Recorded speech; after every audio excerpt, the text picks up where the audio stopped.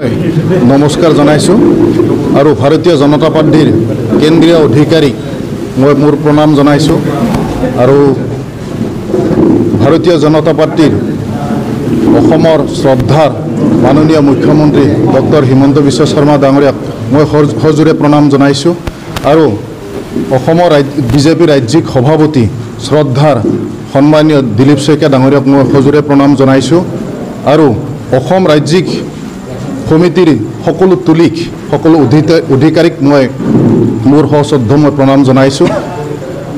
দলে মোক আজি সিদ্ধান্ত দিছে আৰু সেই সিদ্ধান্তত মই অতি সুখী হৈছোঁ, আনন্দিত হৈছোঁ।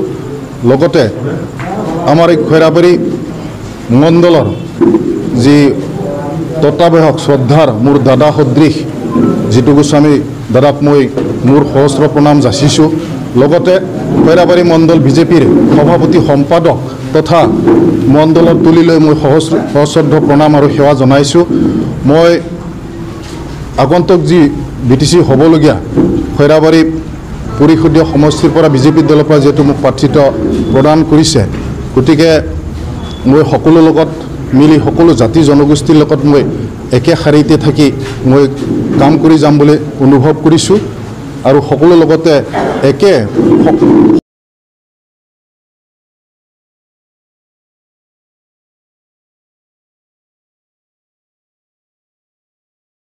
পৰিষদীয়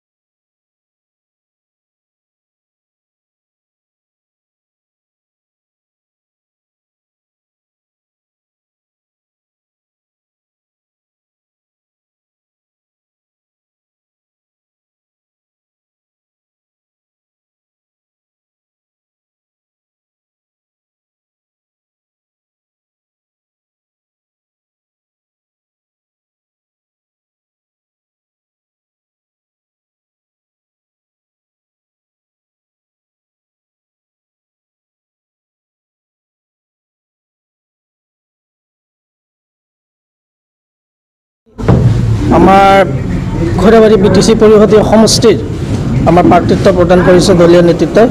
আমি ভাৰতীয় জনতা পাৰ্টিৰ তৰফৰ পৰা আমাৰ খৈৰাবাৰী পৰিষদীয় সমষ্টিৰ কাৰণে আমাৰ মদন ৰাভা ডাঙৰীয়াক আমাৰ দলীয় নেতৃত্বে ৰাজ্যিক সমিতিয়ে প্ৰাৰ্থী হিচাপে প্ৰক্ষেপ কৰিছে। তাৰ